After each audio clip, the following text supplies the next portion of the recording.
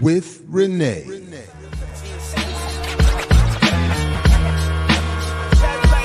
Yo.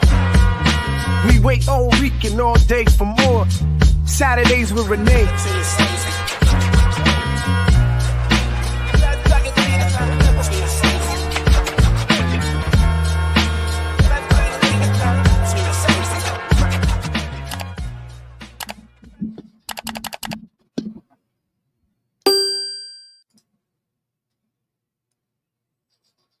Yeah, what's up, world? Welcome to episode 80 of Saturdays with Renee, right here on Black Liberation Media. I'm Jared Ball, and of course, that is Renee Johnston. What's up, Renee? How you doing? What up, man? What up? I'm Peace here. I'm here. Peace to the chat. Please do, as everybody joins us, like, share, subscribe. Put this in your socials. I'm 2 million in the building.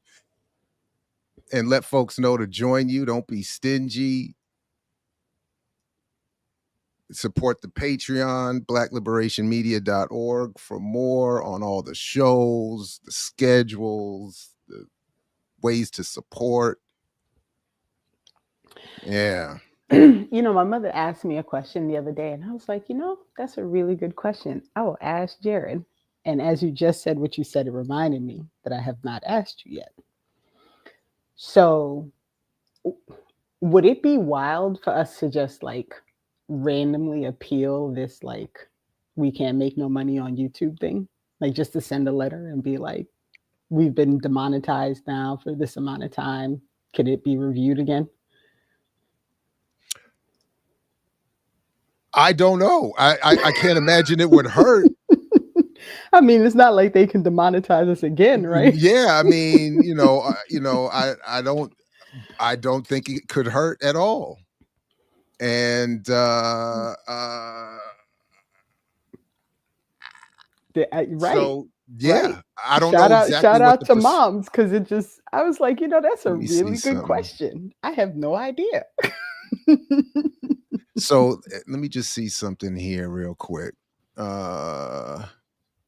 Let's see. We would have to we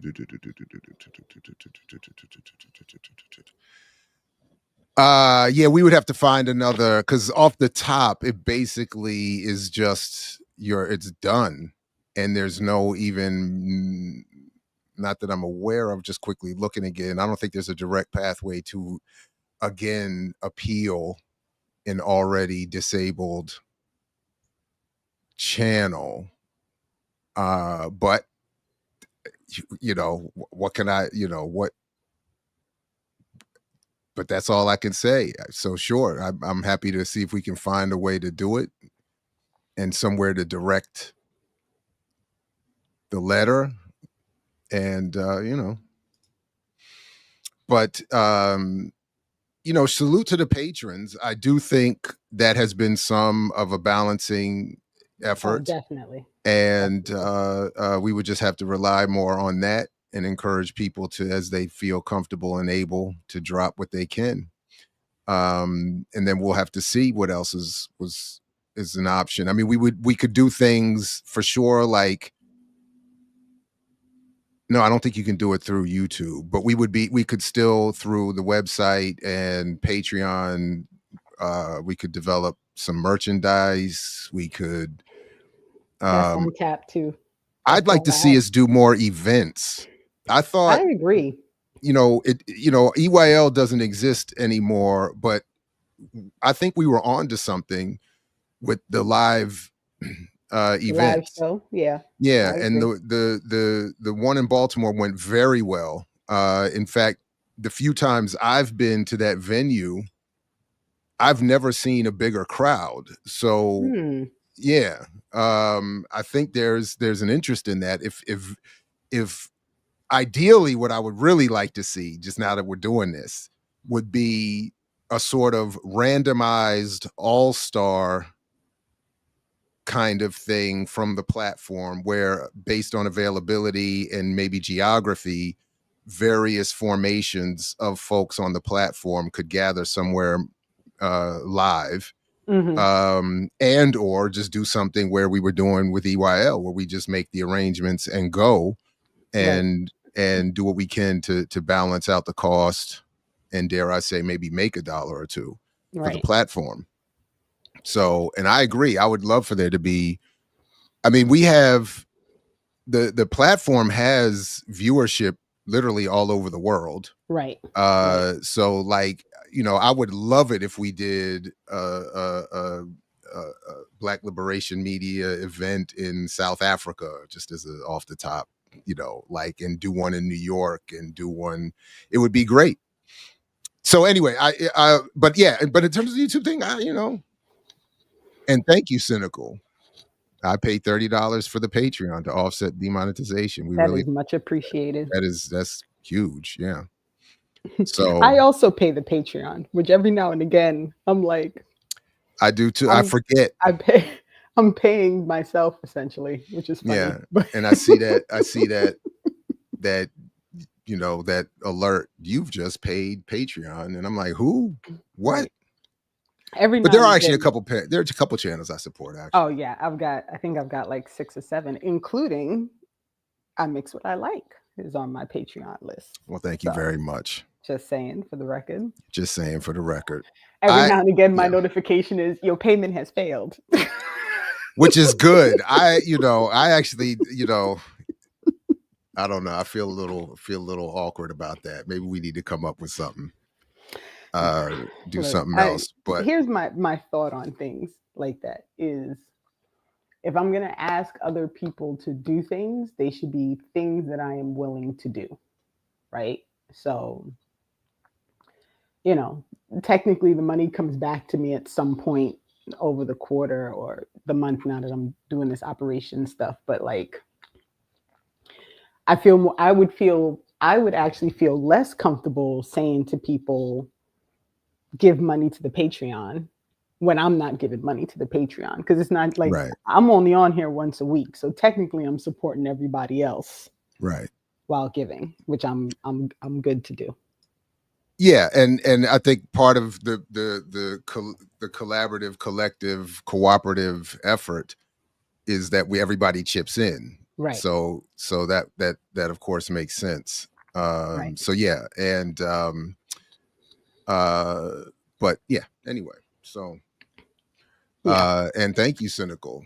I know I'm a millennial supporter. Do I do African stream? I actually need like a full self audit of all of my You are not wrong subscriptions, on that. Yeah. and I think Yeah. I think I'm getting got. I think I've gotten myself in a got situation. I need to yeah. Every now and again I go through and I like shift, like, you know what, I don't need to give these people anymore, let me shift and give to these people. Speaking so of I which, do like a little rotation. There we go. J-Dub in the house. J-Dub. Yeah. So, but anyway, so yeah, so everybody, yeah, please do like, share, subscribe, support the Patreon, do whatever it is that you think you're able to do. And if you need to adjust it on a monthly basis, you know, based on your, right. I know Kamau wouldn't co-sign that, but we're good with that. And if you win the lotto or bingo or whatever, you can give a one-time donation on the website. Listen, that should be a given. If you come into a windfall, some you should definitely sprinkle some on what has to be a platform in your top 5. At least. I'm being generous. So I mean, and when I do look at the collective output of this platform, I remain impressed at what we've been able to continue to do through all the struggles and tribulations. I agree. So, and there's not many like this. There are those that copy and attempt, but it's not it's not doing the breadth of the politics and the experience and the reach on this platform is quite remarkable. I agree. And it's growing. I mean, Mm-hmm. we're about to tap on 47,000, which Subscribe. Yeah. which So is that's the other part of it. And big salute to all of you who are supporting it, however you're doing it, whether it's through Patreon or just commenting, or liking videos. That part of the demonetization process, of course, is not just a financial thing. It under circulates or lowers your circulation algorithmically on YouTube. So when advertisers know that they're not making money off of you, YouTube is like, we may or may not promote this to even people who are subscribed to the channel. right. So, Right. you know, but so yeah, salute to everybody who's finding ways to support. And again, if it's not monetarily, please again continue to like, share, subscribe, comment, and do all of those things. Facts. So somebody noted the blue shirt, the new color in the chat. yeah, I got a couple new colors. I was thinking of I wanted to. I'm waiting. So here's quickly. I wanted to get back to where it was with the other original name, where whenever I appeared, I don't like thinking about wardrobe, and I like to be able to promote certain ideas. So I love that I had a different shirt for every day of the week plus some with the original platform. And I want to get back to that with BLM, but we've been in sort of a slow motion rebuild of the logo. And I know that there's going to be another round of, so I'm waiting, and whenever that happens, I'll do that for that. So then in the interim, that will be next week. That will be next week. Oh, well, see, there it is. With the family passing, I was traveling and we had to go to the funeral, and it was a little bit of a crazy week. So sorry about that. That's right. I thank forgot. you. So I'm a little off schedule. So y'all get some more emails next week. But so yeah, but anyway, that's the goal. Excited. That's the goal. Like I want to be able to. So with MOBP, like I'm almost where I could just recycle through the week with these. I'm going to get some, I was thinking of doing a little, I don't know, I don't know, maybe a Shopify thing for these. Okay. I don't know. But whatever. So that's my goal. Cause I really don't like, if I take more than 30 seconds figuring out what I'm going to wear on any, it really becomes annoying. So like I have my 5 long sleeve work shirts. Now I've got my I got 8 short sleeve work shirts, 6 work pants. So I just shuffle up the mix max colors of the rotation, and it's just quick. It's like I don't have to, because if I start, I was like, oh man, why am I still here thinking about a shirt? Yeah, man, it's out of here. Facts. Facts. And I appreciate everybody in the chat. Appreciate it. The condolences and I should label them by the day. Yeah. Definitely sorry for your loss. That's right on condolences. That family stuff is the worst. This mortality thing is an issue. Brutal. It's brutal. Anywho. Yeah. We only had like we only had like a third knee surgery this week on baby girl. And that is enough of a for the schedule and focus. So definitely condolences and salute to the family. How is the knee going? I mean, it's going. Great. I mean, in that context, it's doing what it's. The surgery went well, healing well. She has such a remarkably good attitude that that actually even makes me more sad sometimes. It's like, it's like, anyway. So so it's, it's never easy to see, loved ones in pain of any kind. Right.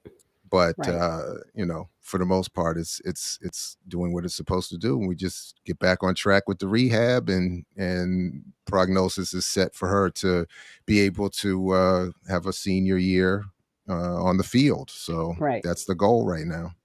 Now, I know you all are doing the college visit thing. Is playing on the That's still the plan. I think it's, obviously when you're talking about scholarships, 3 knee surgeries in high school, Yeah. you know, but the flip side for us and for her is that was never the number one thing. Okay. So she does intend to play wherever she goes, and but the primary interest is veterinary medicine. Oh, okay. So that's where she's already doing surgeries, like helping surgeries on That's dogs right, and because she stuff. Like does she's already like, she's yeah, at the vet. That's at the right. vet That's spot. right. She's like with a black doctor and a black anesthesiologist, which I think is pretty cool, to be Facts. honest. Now, does she want to do veterinarian science for house pets and animals, small animals or Yeah, large yeah, yeah, animals? yeah, Okay. yeah, yeah, yeah. She wants to. I think she might want to do some of the exotic stuff that she gets to do a little bit, like snakes and stuff like that. But primarily dogs and cats, and Okay. There you used to know, be a program, and I'll look for it. There's a school in Virginia that has a full vet program, but I think it might be, I can't remember if they do large and small animals. I know they have an equestrian team, and I mm. know horses are part of their vet program, but I'm like blanking on the name right now. I think she'd be willing to work with those animals. She's like we went to NC State this week, and we went to Penn State this week. Okay, yeah. I Um, I, I so almost went to NC. I got into NC State. It was on the list. It was a nice visit. Didn't they mind have it. yeah, it was all right. I have an ACC bias. I was raised as a Maryland ACC, so it was weird to walk on that campus to see the Jimmy V statue and all that stuff. I was, I even hated on them for beating Phi Slamma Jamma when they beat, when they had that miracle win over Hakeem Olajuwon and Clyde Drexler. I was pissed, so I was walking around the campus like, ugh. But apparently they have a top 5 Yeah, they have a good vet vet program. program. Yeah, yeah, So it's a good vet program. we got to keep it as an option. Weirdly though, you have to live on campus as a first year, and you cannot live on campus after that, Right. which I thought was a little odd. Well, Like you it's got to because immediately find housing. yeah, it's because they are a majority commuter school, and North Yeah. Carolina as a state has a 17% maximum on out of state students. So Oh wow. all public universities in the state of North Carolina are capped at how many students they can bring in from out of state. So the housing is limited. So that's how that happens. Interesting. Okay. Wow. That's how that happens. The flip side was walking around Penn State, and you still see references to Joe Paterno, who I thought it was revealed knew about Sandusky early Right. on and didn't say nothing. So I was Mhm. walking around that campus like, Right. Right. walking Right. under Joe Paterno Tunnel and all this other stuff. I was like, mm. uh, I don't know why it's 17%, and I know some schools have like requested state waivers, but it's something about really making sure that the public colleges are really open for students who live in North Carolina. I'm actually not opposed to it. Like it's a public school. Yeah. It's only the public schools. So it's really it was something that was instituted in order to make sure that they did not end up like having their own in-state students not be able to attend their public schools. So um I'm not, yeah, college free would be my preference as well, Don. Like Boom. I'm all Oh, for whoops, my that. I bad. agree. Um Yeah. Yeah. Confirmed. oh yeah. Oh yeah, confirmed. So the college Yeah, thing is make college interesting. free. Make it Yeah. free. Everybody can just go where they want to go. I'm not opposed. I'm not opposed to that. But Renee, when you do go to college, even the most elite universities, you will have to relinquish your anti-Semitism. Well, Just apparently, I mean, apparently. How you, how funny is it that we like literally just traveled down this path? it worked out though. It did It work worked out. out. It worked out. But Yeah, I so just peeked at so the run everyone sheet. knows, I fell down a rabbit hole, of course. because I thought it was interesting that Harvard, of all places, was like the place that decided to be like, no, we're not, we're not doing that. And I was like, wait, what? They said no? Like, what's going on? And then this morning, or yesterday morning, I woke up to all these headlines that like, the White House is saying that they should have never sent the letter. Like the letter was unapproved. It was sent. It was it was not approved when it went out to Harvard with all their demands. Facts. When I did just see an article, I think it was in the Chronicle of Higher Education somewhere, where they were talking about the elite universities are starting to fight back and reaching out to all their constituents, their very wealthy and powerful constituents and former whatevers, and saying, "Yo, like, what are we doing? What are we doing?" Right. And it's weird. I appreciate you and others on our platform, and for instance, Jared in the chat, because it can quickly, for a quick moment, can be like, go Harvard, and it's like, wait a minute, right, because that was the thing. We've been beefing for years, right? That was the thing I think that stood out for me as I started really digging into it a little bit, because I was curious, what Harvard was actually doing. So with everything that happened with Columbia, the big thing for me was, their strong support of the NYP crashing onto campus and turning their students in and not allowing for protests, like all the stuff that they were doing in an effort to shut down the Palestinian support did not save them in the end, right? Like they did all of that, and it still came down to, you're going to lose your funding. And so when this all started to happen at other colleges and universities, because Princeton also got a letter, and I'm curious to see like how that's all going to play out. And then I think Wesleyan got a letter. Like there's a bunch of schools that are getting these letters about losing their funding. And I don't know how many folks remember. I mean, one of my spreadsheets, Lord knows, like how long ago this was. But I did a dive on these research connections to colleges and universities. And the list is long. And the amount of schools that are getting funding through research opportunities that are all actually based in the military, essentially, was a little shocking to me. And so even when, when they talk about this whole like ending of funding, we're going to end the funding, what they're really ending are these grant research programs between the military and colleges and universities. And so there's a small part of me that's like, good, like end it then. Right? Like like end it.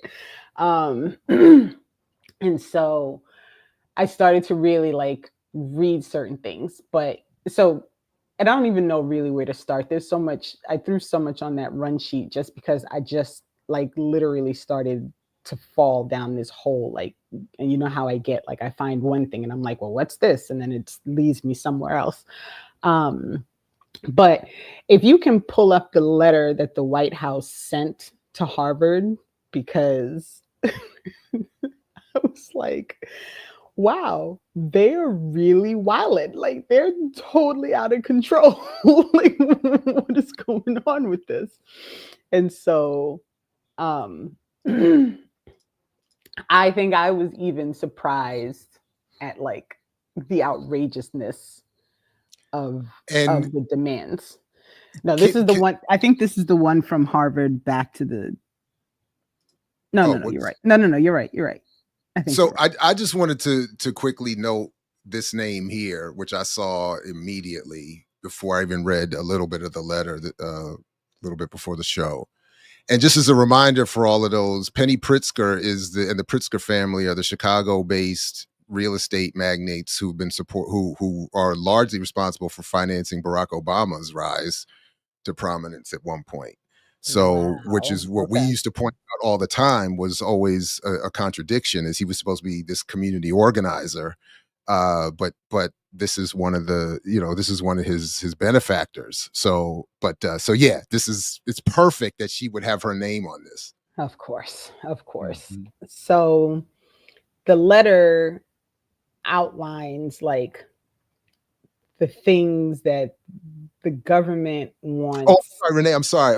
No, Please go, forgive go. me. Sorry. The, Okay. the the full connected point to that was that, remember, Obama also brought in Arnie Duncan, who led the militarized assault on public education. So there was like like it's like almost a full circle event that this real estate heiress and tycoon family that supports Obama brings him and helps him get to prominence, helps him lead his assault on public education, and then and encouraging charter schools and private education, all this other kind of stuff.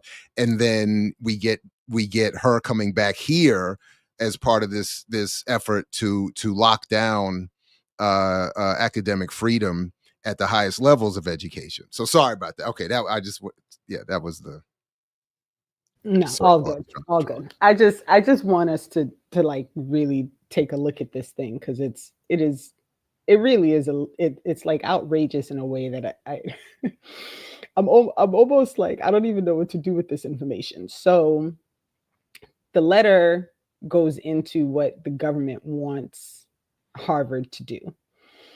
And so it includes like reforming their leadership, all this merit based nonsense. So essentially, like the same old, like get rid of DEI, don't pay attention to race, color, religion, blah, blah, blah, blah, blah. It talks about reforming their international admissions policies. And I think something that I don't know how many people understand how much money colleges and universities make off of their international students, right? So international students are a major part of budgeting because they don't qualify for aid. So all international students at any US based college and university is paying the full tuition, period. Now, they may qualify for like private grants, that type of thing, but either way, the school is still getting the money, right? So, international admissions is a major part of all of these, um, all of these colleges and universities because that's where they get a chunk of their money.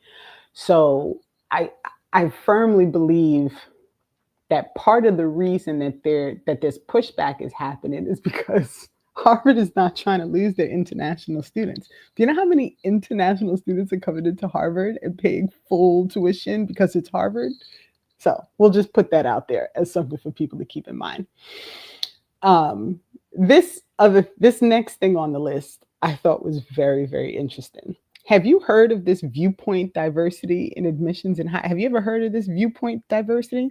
Mm-mm. Okay, so I'm glad it wasn't just me. So this was the other rabbit. So this is how these rabbit holes happen, right? So I'm reading this list and I'm like, well, what the hell is viewpoint diversity? So then I have to look up viewpoint diversity.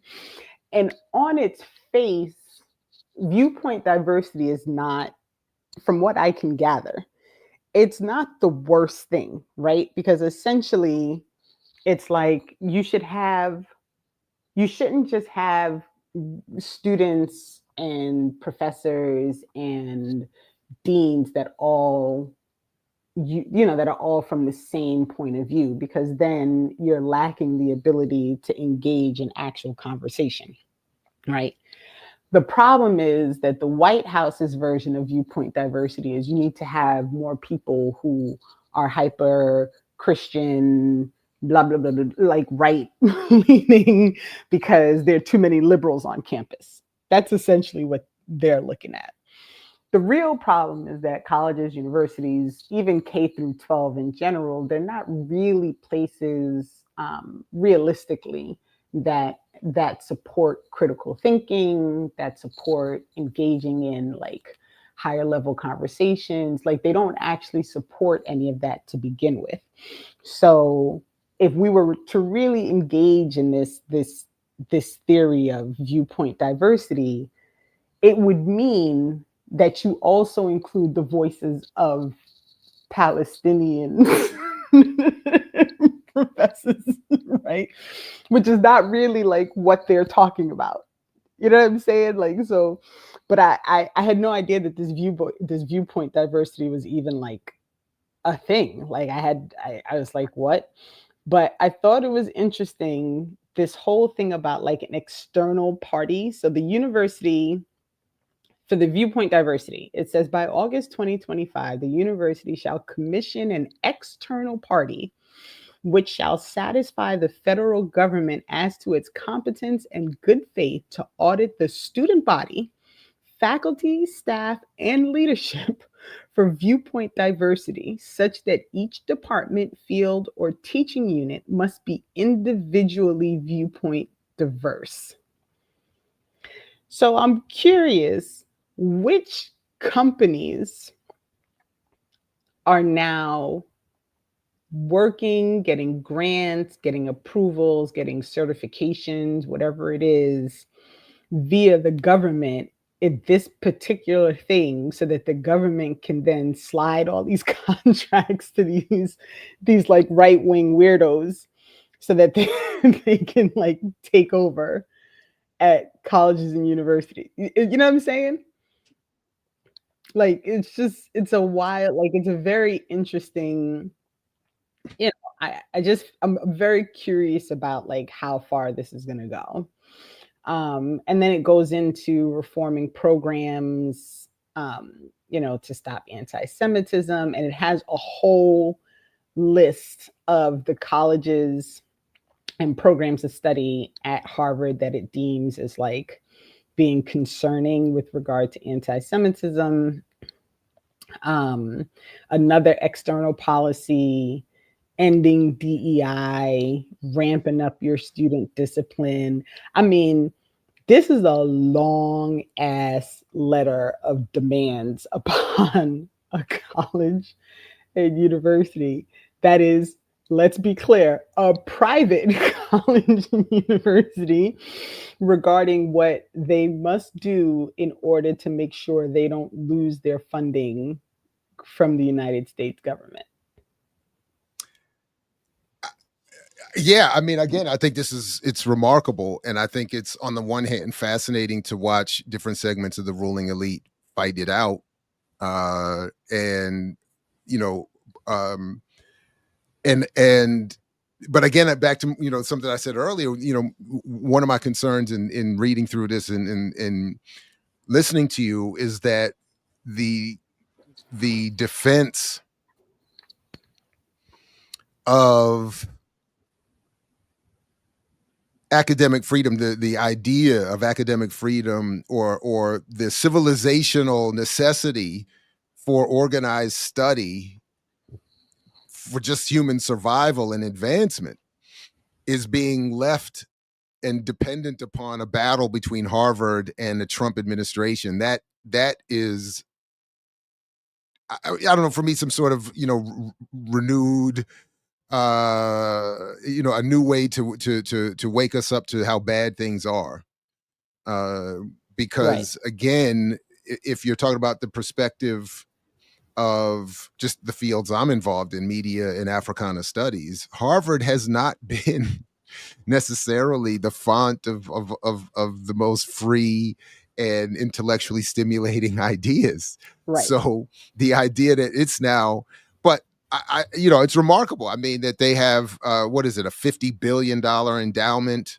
They Yeah, have the it's like the prestige. biggest, it's like the biggest one in the world. Like Yeah. they have a lot of money, right? And one of the, and you don't have to pull it up. I really sent it, put it in the chat, in the spreadsheet for context, because one of the articles is a finance person at Harvard who's writing about why why they can't really use, like why they would lose too much money if they started to use their endowment, right? Like it really kind of Mm, talks about like what the financial ramifications are of using the endowment in order to move forward. But what it mm, seems to miss, and I don't know if it's just my not understanding how endowments and all these things work, is if you if you have a $50 million endowment and you say, okay, we're going to use the funds that are not like, because some of those funds are earmarked. They can only use them for certain things, right? But a lot of the funds, a chunk of the funds are not going to be earmarked. But I feel like they'll get more money from people. Like it's not like it's a stagnant, it's at it's at this number and no one will give, right? Like it's Harvard. Like you got to that number because people gave money. And so like I feel like there's this window of which, and again, I am not an economics major, but this is just like to me common sense mathing, right? Like if you have a certain amount of money and a chunk of it is there because people just gave you money, that you could continue to ask people to just give you money, right? And say you don't want it to be earmarked in order for people to be able to keep doing whatever they're doing without relying on funding from the military in Israel and all these other places. Like, you could potentially say like we're going to break with this whole thing and just do what we want to do, and it's Harvard, right? Like I just can't, like, I mean, and not that I expect them to do any of this, right? Because the reality is, again, it's Harvard, right? But I find the whole idea that a place that has hold of that much money is still like hawing and hemming about, what they're going to do if they lose this $2 million. But then I started looking at what's behind Harvard and found some very interesting things. Like, who knew, right? So there's actually a group at Harvard that is, you know, kind of duking this out with them, as far as what they want Harvard to do moving forward, and it has not been an easy battle. So I just highlighted the link on the sheet, and these are the professors at Harvard who wrote a statement regarding like their concerns with how Harvard is dealing with people who are in support of the Palestinian struggle. And so, once again, what this shows is being complicit is not going to save you, because you have an entire faculty group who is writing and saying that Harvard participates in unfair practices in response to student and faculty demonstration, that they are giving money and in support of genocide in Israel, that they are removing students from the student body. They just either last week or 2 weeks ago actually like revoked the status of another student group because of one of the events that they supported. So Harvard as a body itself is already anti-Palestinian. So they went into this whole process already doing the things that government would want them to do, but I guess they were too quiet about being anti-Palestinian. And so here comes the US government to say you're not doing enough. And now we're going to pull your funding. And when they say, well, we're still not going to do it, well, now we're going to pull your nonprofit status. And now there's this whole back and forth.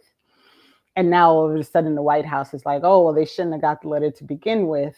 That was an error, which I think is because now that Harvard has chosen not to capitulate and not to just do what they're being told to do, there's a whole thing happening, right? That in the end, I don't know is really gonna result in having a college or a university that actually stands against genocide, right? So like what J Dub is saying here, Oh, all these universities are anti-Palestinian, like he's right, right? And so I'm sorry, I keep hitting hide as you're hitting hide. Sorry. And so and so you know, I also don't, I'm not going to get excited about the fact that Harvard said no, because Harvard is already participating in a full slate of activities and financial support and behaviors that are directly supporting the land theft and the genocide in Palestine. I And mean, so is this a microcosm of our general argument in an approach even to electoral politics? Because again, as I'm listening to you, it's sounding a lot like the Democrats.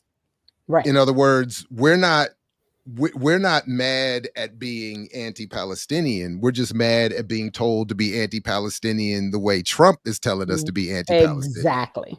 Okay. All right. Exactly. That's Okay. exactly where I'm going. And then do we get to see who signed this letter? Like which faculty? Do they tell us which So faculty? I don't know. I don't know. I did find it interesting that within the letter, it actually there's a number in the letter. I think it's like 350 of the faculty members who are also anti-Palestinian.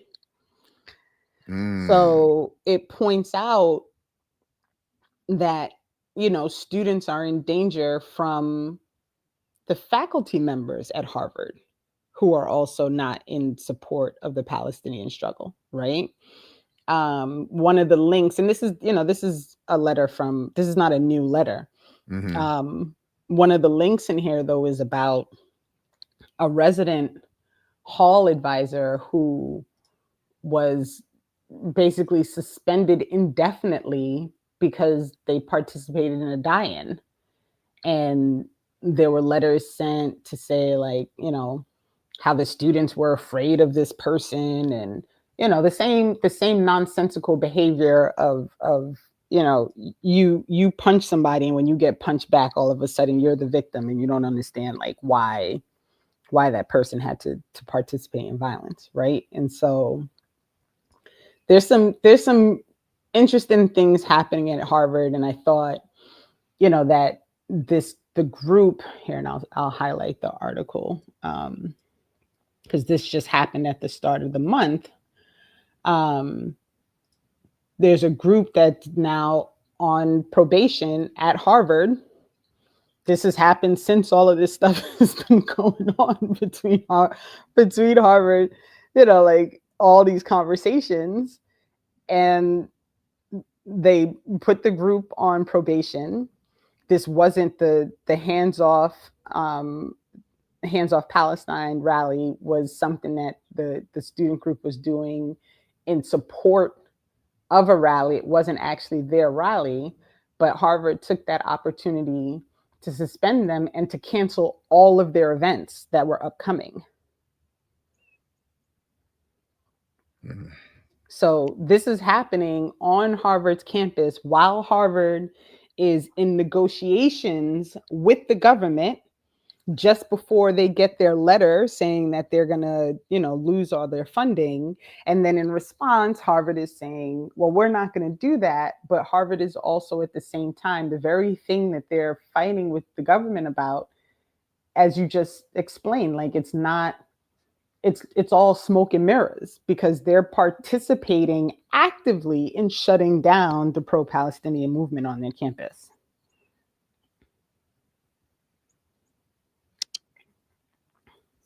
Yeah. I'm just looking at African American Resistance Organization. You got a warning letter. Mm-hmm. Wow. Right. Threatening funding. Yeah. Wow. It's all just the Mm-mm-mm-mm. whole thing is just it's insidious. Like it really is. So the other thing that okay, so we've got like 15 minutes before our guest comes on. So the other thing that this sent me down a rabbit hole on, and I don't even know like how, I don't remember exactly how this connection happened, but a group called the NAFSA somehow got on my radar as I was like falling down this rabbit hole. And this is a group that is supposed to be like a membership organization for international educators. Now, it's based in DC. And so I was just like, well, what is this group? Like, Wait a what are minute. they? Why does it? What are they? Sorry. For some reason, it's not letting me copy the link. Oh, that's Why is weird. it? Yeah, it's like, what's going on? Hold on, let me see if I can. There it is. I got it. I got it. Okay. I don't know what's going on over here. Yeah. So this group is an international education membership based group. They claim to have thousands of members. They do conferences and all these things. And I was like, well, this is, I've not, have you ever heard of this group? No. I've never heard of them. Now I'm also not an international education person, so maybe that's why I'm not 100% sure, but I did think it was interesting that it was based in DC. So I went about trying to see like, okay, so this international education group, like what are they talking about as far as like Palestine, Israel, like what are they doing? And they're not doing much. I gotta say. You know, they released a statement, you know, condemning Hamas, and then, you know, saying that they also, you know, they were very concerned about the loss of life of the civilians in Palestine. They seem to have a very like two-state solution support, you know, process, but right. There's just not a whole lot there for an international group. Ooh, but they're gonna be in San Diego. I like San Right. Diego. That weather, at least. I like that weather. Right. I don't know much about it, but So yeah. I'm, you know, and I can't pretend like I really know. We don't know, Sudeep. A whole lot. It was just something that came across, and so I started. So I did what you did, like I searched for Palestine to see, and it brought up another group, which is called Just Vision, and Just Vision, because this is they did like a screening of this Just Vision, and of course I fell down the rabbit hole was deep, Jared, and I didn't want to torture you too much.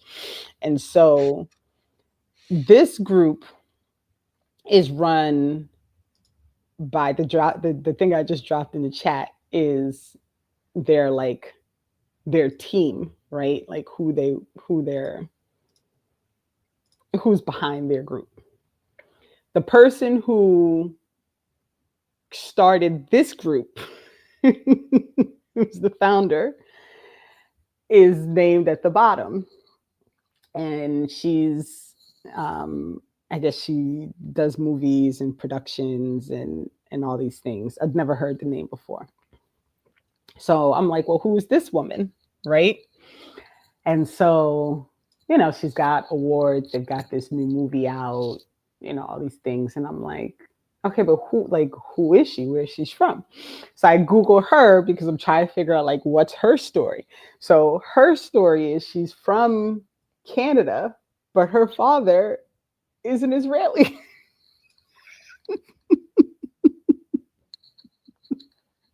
So like, but I had to dig to find that, right? Like that wasn't like, you know, that wasn't like upfront information, you know, and I only came across it because I decided to really start looking, and I But found. wait, she trained human rights defenders around the world. She worked with Peter Gabriel, the founder, the original lead singer of Genesis, and Mm-hmm. his Human Rights Foundation. She edited a video for change, Mm-hmm.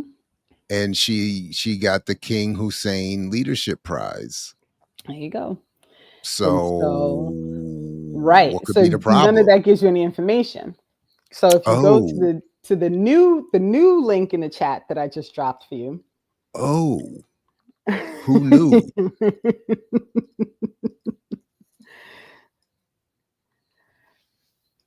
So, and I don't know anything about this outlet. Just the heads up, everybody. I didn't do any. Sojourners. Uh-oh.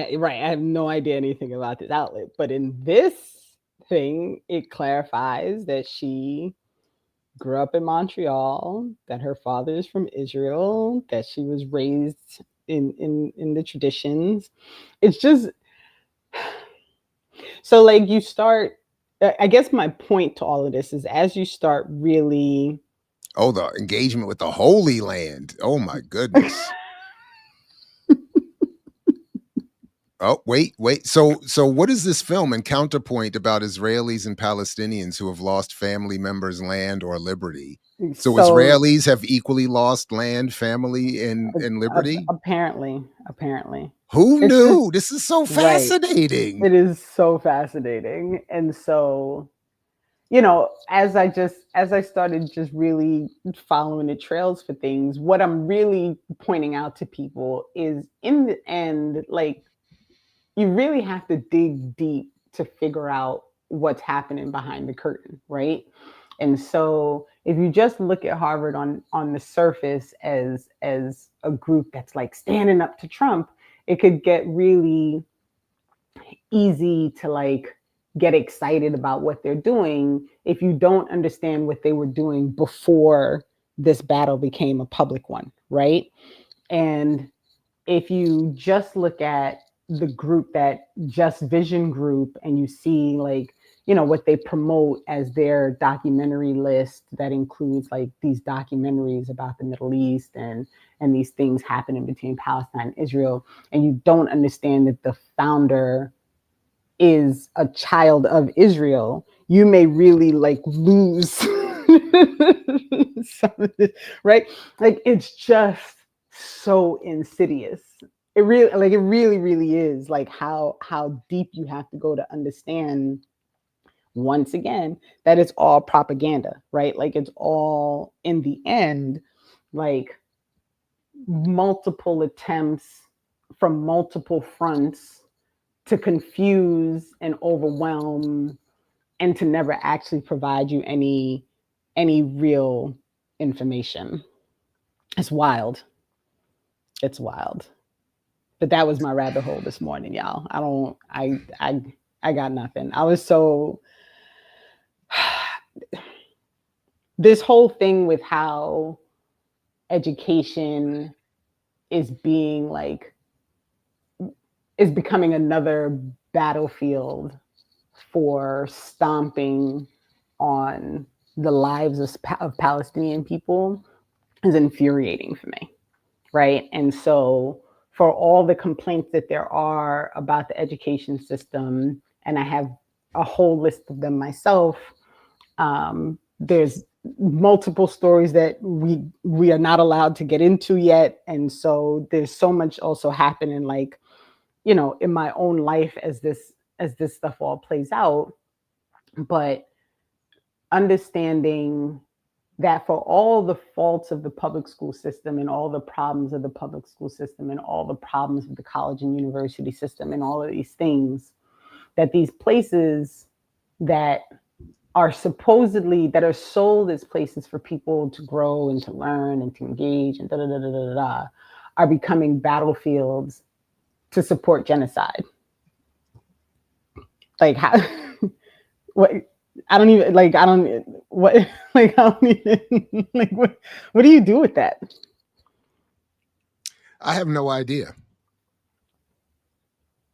I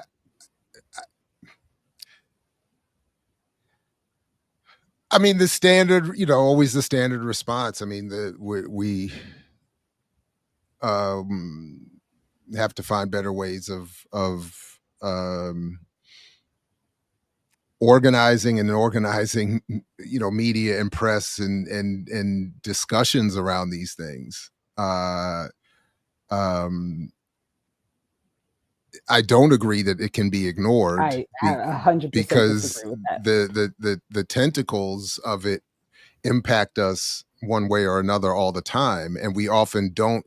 In a way, I'm thinking of it in terms of this work that I'm immediately focused on. That in terms of the messaging around the narrative around Black capitalism, a lot of the people that promote it are unaware of its actual mythological and propagandized origins.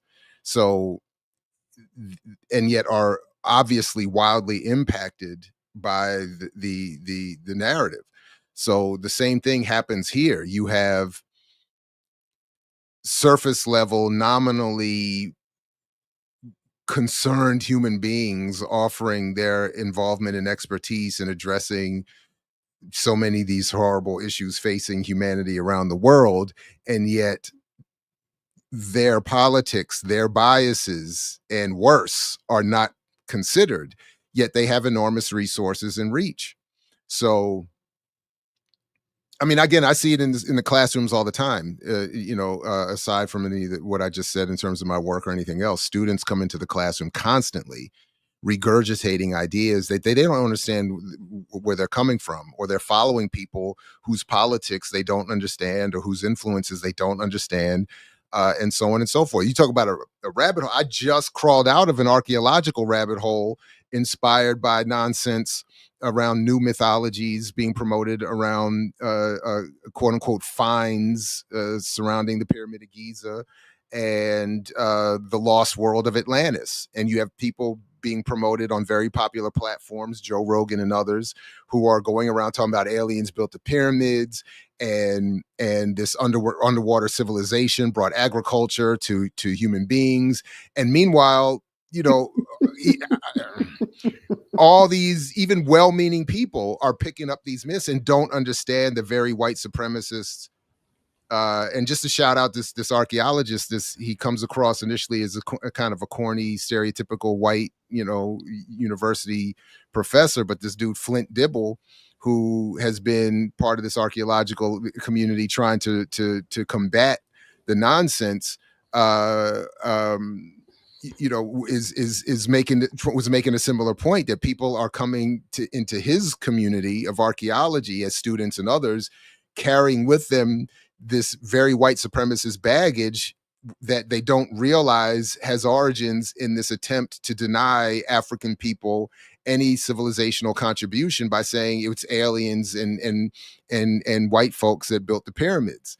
And he's saying, so he's like, and then we see versions of it here, whether it's obviously with the genocide in Palestine and many other, we get people parroting very conservative narratives, thinking they're coming from something more progressive or liberal even, or whatever, and not realizing that these are some of the most white supremacist reactionary foundational beliefs baked and repackaged. So it's just wild. The whole thing is just wild. But and I'll just tack on top of what you just said, like, ignoring it is how we're still here.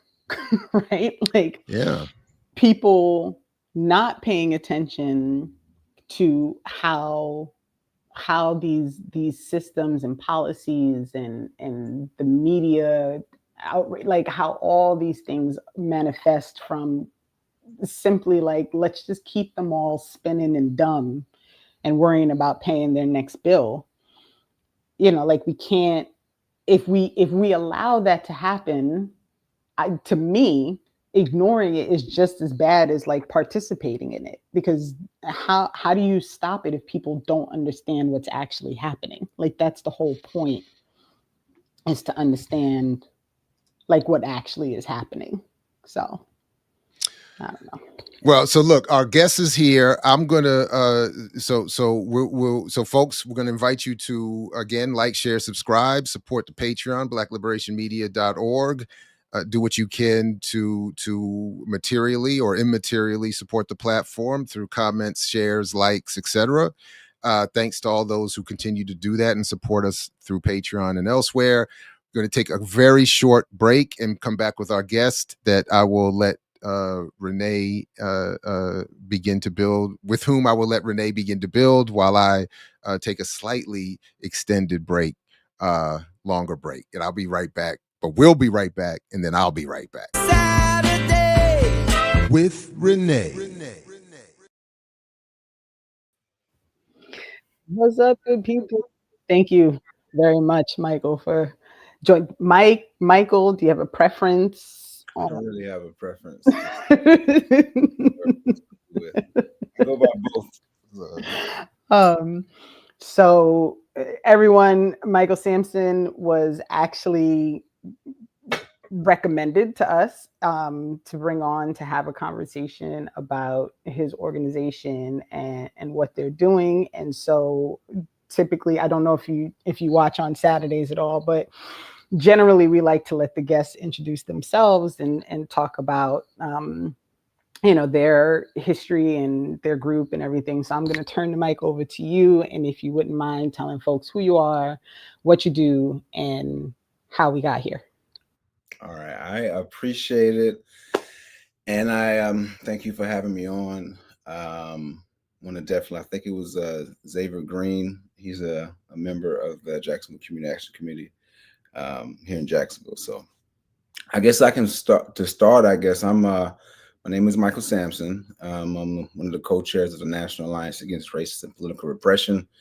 We're a mass defense organization that exists in well over 24 cities across the nation, fighting to defend the people's movements, but as well as fighting for community control of the police, as well as the freeing of all political prisoners and all those unjustly incarcerated.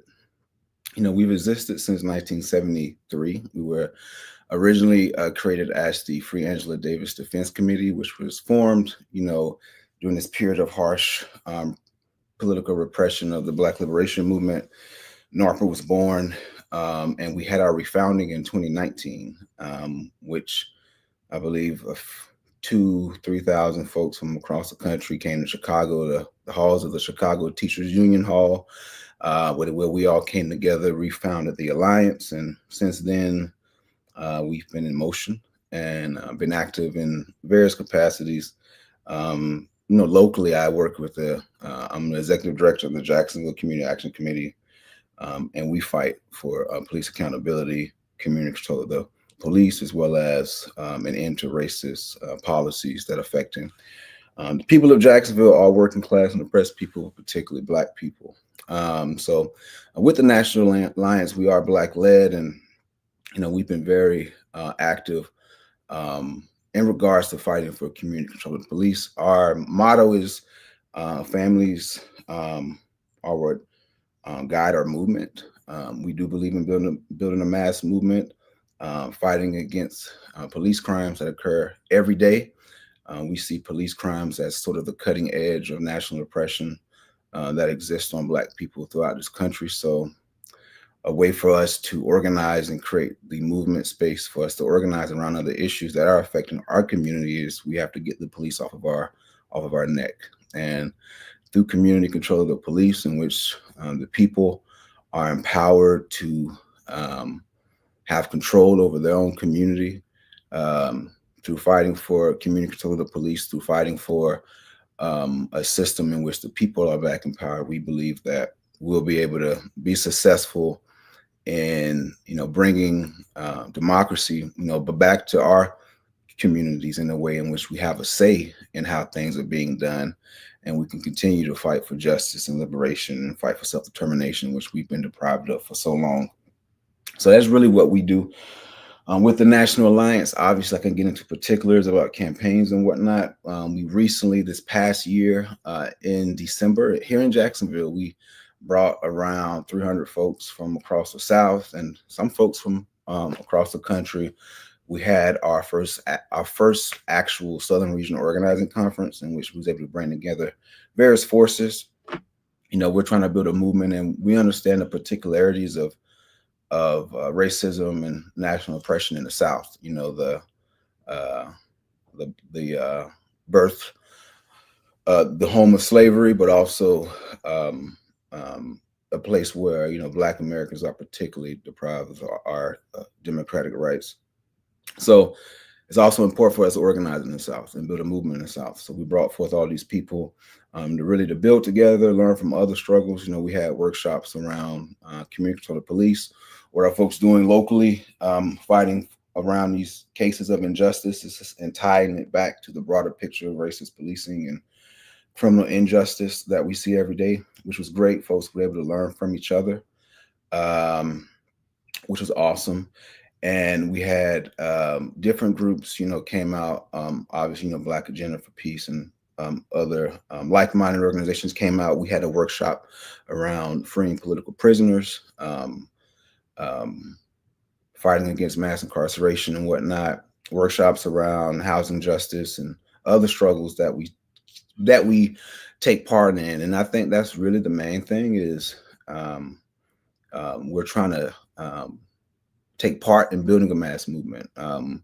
We don't want to see it be built because we understand that it won't be built if we, and not just us in NARPA, but everyone else doesn't take part in building it. So that's kind of our theory of change, you would say, is building the mass movements, getting involved, but also getting involved in a lot of these local struggles that really tie into the national picture of racism and white supremacy that we kind of see as the key motives that are holding us back and depriving us of our liberty, right? That, you know, that we've been deprived of for so long. So that being said, I can keep going, but you know, no, I mean, so we, you know, we're kind of a free flow here. I just, sure, yeah. Can you talk a little bit about some of the particulars in Jacksonville?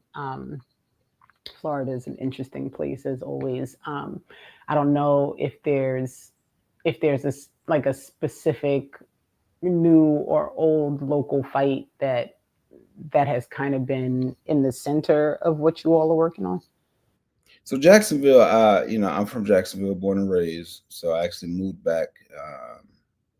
I lived in Tallahassee and I lived in the DMV area for a couple of years, and I moved back to Jacksonville in 2017. So that's when our local affiliate or local branch of the National Alliance was formed. And it was actually formed after there were some comrades that we knew who had a protest against Trump's launching those missiles against Syria. They had a protest and they were attacked by cops from the Jacksonville Sheriff's Office. So out of that, there was a case called the Jax 5, in which, you know, we were successful at getting the charges dropped against 5 peaceful protesters who were simply assaulted for protesting against Trump and protesting in general, you know. So out of that, you know, came the Jacksonville Community Action Committee, or the NARPA branch here in Jacksonville. And, you know, since then, you know, we've kind of uncovered a lot through our day-to-day practice. You know, we started, you know, we work with families who are most affected by the crimes of the Jacksonville Sheriff's Office.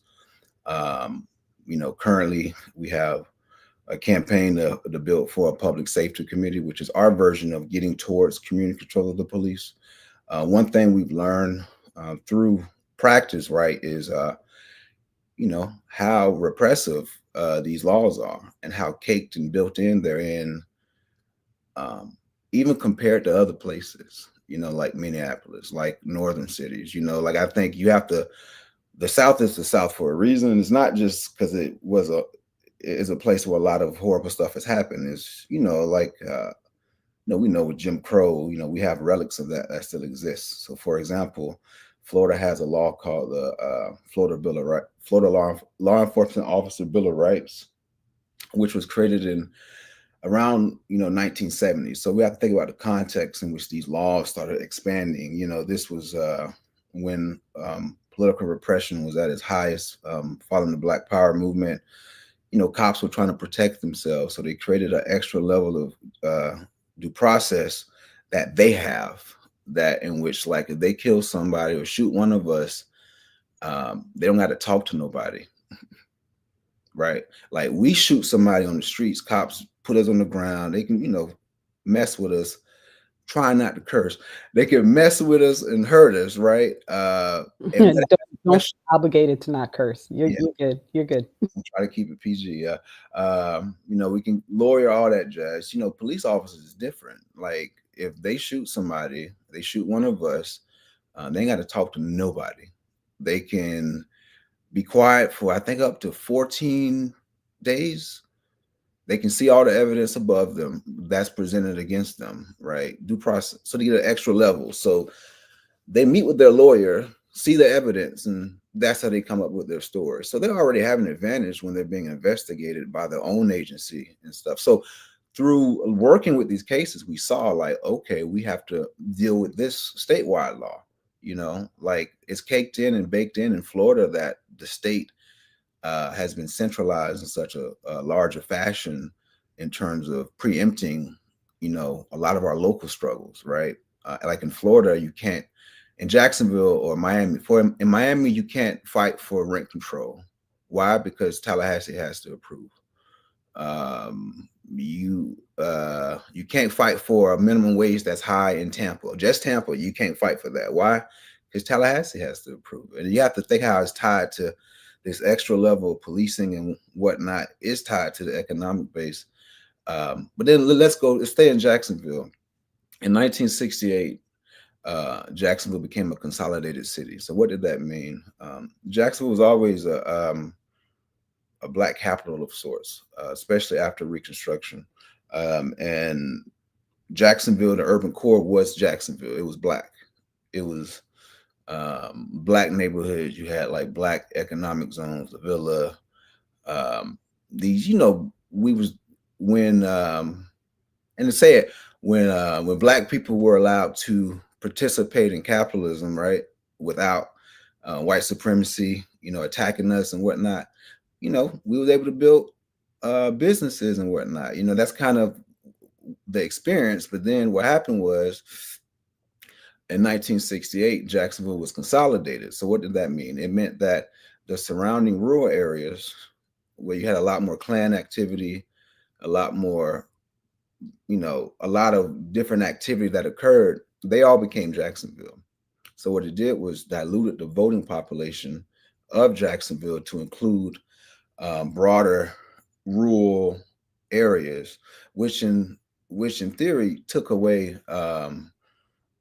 the right to vote or whatever impact that may have had. You get what I'm saying in terms of representation. So as opposed to Jacksonville didn't have his first Black mayor, who obviously didn't really do much. Even as a Black mayor, he was still controlled by the other side of town. Jacksonville didn't have his first Black mayor till like 2009. So this is what, 40 so years after the city was consolidated. And part of consolidation was Jacksonville would have a Black mayor. You would always have 4 council seats that are Black. And you get what I'm saying? So there's always been there were promises that were made to a lot of Black Jacksonville residents in 1968 about we'll expand, we'll get folks off septic tanks, we'll expand city infrastructure, we'll do all this to make a consolidated city. Well, that never happened. And when it comes to policing, part of consolidation was the fact that Jacksonville doesn't have a police department. The Jacksonville's police department is the Jacksonville Sheriff's Office, right? The Sheriff's Office is in charge of policing and the jail. In most places, you have a police department that's in charge of quote unquote policing and enforcement, and then the Sheriff's Office is in charge of running the jail. Well, Jacksonville is one. What does that mean in terms of police accountability? It means that the sheriff is elected.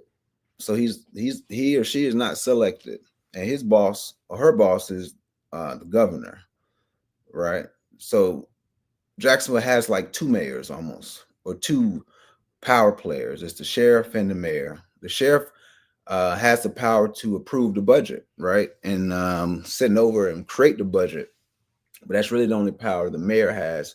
The mayor can also create structures and whatnot to hold the sheriff accountable and whatnot. But obviously, we know how that works in regards to how politics works. So those were 2 things that we kind of saw in terms of the institutional issues in Jacksonville that, we've all kind of seen, through growing up. I grew up in a I grew up in the Black church here. Like my uncle was a pastor. We grew up on the north side. So, kind of growing up and being able to place systems to your experience, right? That you kind of saw, but also kind of being in, your adult years and whatnot, and working with others, trying to change that. I think has been a great experience for us. So in short time, I mean, we've been able to build organization here, but I think one struggle that we are engaged in right now is around the creation of a new jail. The Jacksonville City Council and the mayor who's a Democrat, right? And she's actually out there championing a new jail. She's like, we need to spend $1 billion for a new jail. Why? Because the Jacksonville jail is built on riverfront property. So they want to get rid of that jail so they could build some condominiums, right? That rich people could live in. So they're spending $1 billion on a jail. In Black community, we still got roads that are dilapidated. If it rains for more than 10 minutes in some streets, it's like a flood. You get what I'm saying? We still have some parts of our community that has they haven't even finished. Some parts of our communities, like houses were built on former industrial factories and wastelands and stuff like that. So they still are doing the research on the environmental degradation that you're building like Black communities on, or you built Black communities on.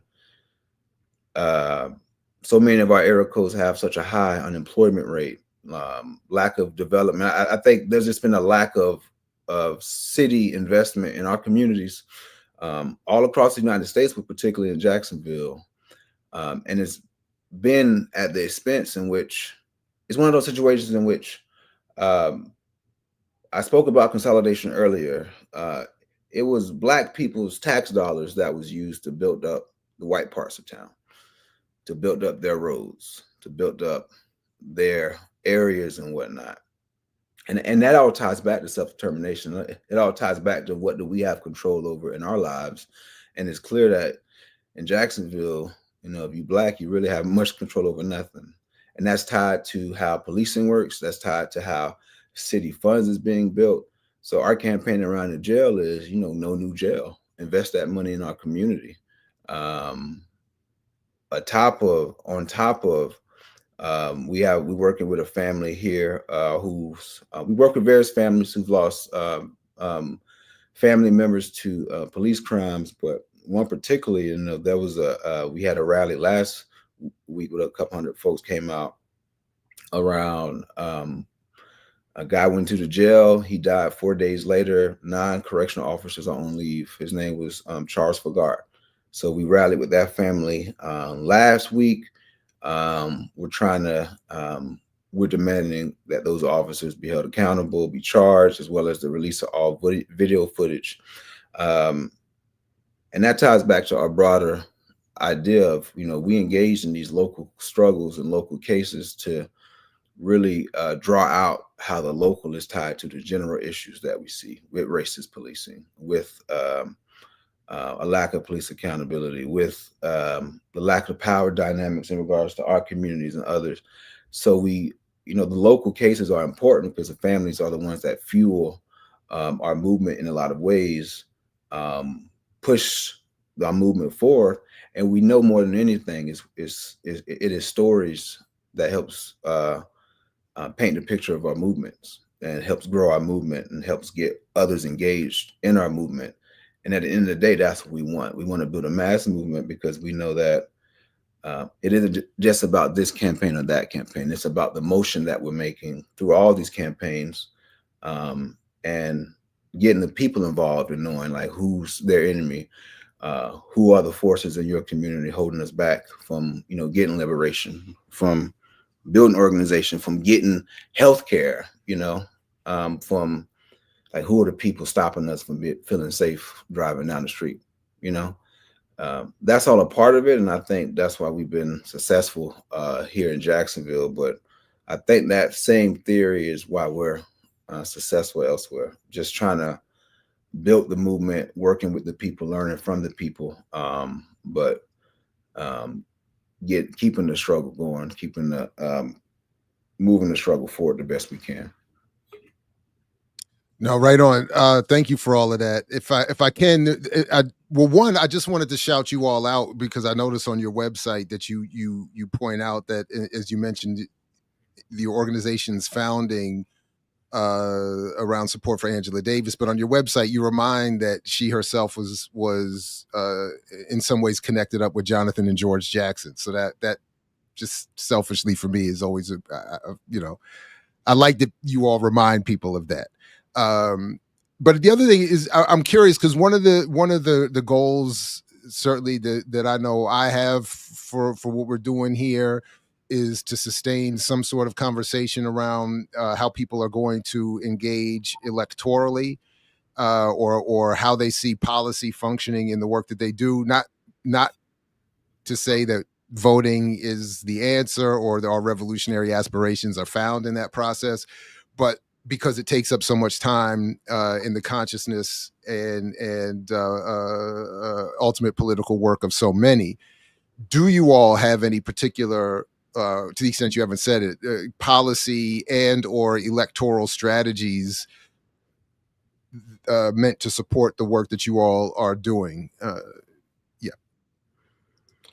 I mean, I think our electoral strategy is we fight around the issues, right? And we fight for community control of police.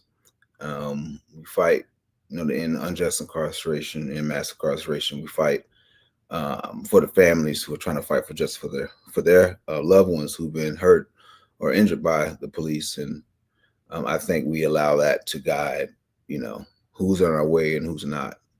You get what I'm saying? If we're asking do we endorse a particular party, obviously not. I think individuals within our organization may have their own individual views around that. I mean, particularly in this last election, I mean, both parties stood for genocide. So, and we stand with the Palestinian Liberation Movement. I mean, the National Alliance was, on the standing shoulder to shoulder with our Palestinian brothers and sisters in regard to fighting against the genocide in Gaza, but also fighting for the Palestinian right to self-determination. So, that was no. I'm sorry, but I'm I'm thinking so when you say community control of the police, or you're standing in solidarity with families who are victims of the police, are there and obviously not to support a given party, but to say are there certain policies you would like Jacksonville or Florida to adopt that address these concerns? Is there a policy step towards community control or some sort of, in other words, that you could say even to people in the community, if a politician comes to us asking for our vote, they have to be willing to sign off on A, B, and C. Yeah. And I think that's I get what you're saying. I think, yes, there are policy changes that we do fight for, locally. For example, in Chicago, fighting for community control there involved fighting against certain aldermen who were in the pocket of the Fraternal Order of Police, or in Jacksonville, we're trying to fighting for different policy changes and whatnot in regards to the jail conditions and whatnot may involve this politician, us doing a campaign around this politician. We have in previous, let's say, in some cities when there are local elections happening, we're a part of organizing forums, inviting candidates out and telling them what our politics are. And do you agree? Right. And if they don't agree, I mean, here's the public. You're putting yourself out there. But yes, we have to hold them to our issues. And until we get to a place where we have a working class party or a party that actually represents our communities, we have to make sure that anybody who's running for office or anything, they have a position on our issues. And we have to draw it out too, not just to stand by what they're running. If the mayor's running, if the mayor in your city is running for any office, you need to know where they stand on racist policing. And if you don't know, you need to ask. And if they ain't answering, then you can do stuff to make them answer. protests, demonstration, pop up at their town halls. Tactics like that need to happen because a lot of these politicians walk into these offices without having taken any concrete political position. So when they get there and they're in a high position, and obviously the money being around,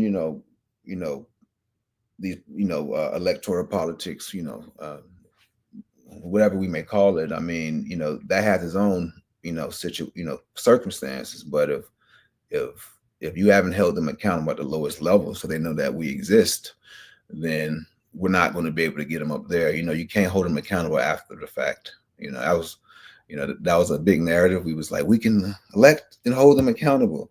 No, then you take a position now. They want our vote. Take the position now. What's your position on racist policing? What's your position on the genocide and God? What's your position? Like, how do you believe? And if they take a position that's with us and then they're in office and they betray their trust and betray what they told us, then we have to hold them accountable, right? But I think in too many instances, we're allowing these folks to get into office without taking a position on any of our issues, because that puts us at a stretch. At the end of the day, I mean, this is bigger than maybe it's my own personal viewpoint, but I think others may agree. I mean, I'm past the point of the morality. I'm trying to win. And I'm trying to win for our people and our communities. Like, we want to win. Our communities want to win. We're tired of losing. So we have to be strategic about everything that we do, and it's strategic to hold these politicians accountable before they get into office. Have the forums pop up on them. Do what you have to do so we know where they stand. Because trying to hold them accountable afterwards, I mean, it's going to be more difficult. You need a lot more people, in the streets. So, but yeah, we are engaged in electoral politics in that facet. Thank you for that answer. Somebody is asking, Stone Rebel is saying, ask about the Anthony Gay task force. So Anthony Gay was a prisoner, was an inmate who was unjustly incarcerated in Chicago. And they recently just passed away from being incarcerated. They were granted, I don't believe the term is clemency. I think it's when they're released. So we had a whole campaign around Anthony Gay's unjust incarceration. He was, I believe, a part of that crew of the police who were, just arresting Black men and folks and just torturing them. I think he was part of the torture crew in Illinois. He was unjustly incarcerated. We were trying to fight for his release, especially our Chicago branch in the Philly organization for years. We worked with his mother. She was very active, and his family was very active in trying to fight for his justice. He ended up getting released, but then he passed away like a week or like very soon afterwards. So they didn't release him till he was literally on his end. And obviously that's the case for a lot of folks who are unjustly incarcerated, who shouldn't even be there in the first place. So out of that, we formed a national task force in which all our branches and affiliations, affiliate organizations were kind of moving towards like organizing about how we can be better at freeing the unjustly incarcerated, building a movement to free political prisoners. What we have noticed is that with a lot of our cities, the topic of jail, prison conditions is becoming more and more, so with like in Jacksonville, I know in Atlanta, they're fighting against the conditions of the Fulton County Jail. Folks are dying there. I think the DOJ had an investigation into that jail. They sent letters and all that, not really doing nothing. But but like in Atlanta, the Atlanta branch there is working on shutting down the Fulton County Jail or depopulating it, and trying our best to get people freed from jail. And I think we're seeing that in other places, the topics of jail conditions and how folks are being treated. That's becoming a really big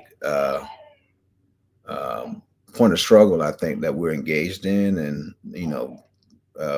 learning from the folks most affected on how the best way to conduct that campaign. But the task force itself is going to be centered around us marching forward in how we do our best to fight for those unjustly incarcerated, but as well as fighting to improve the conditions of those who are also incarcerated.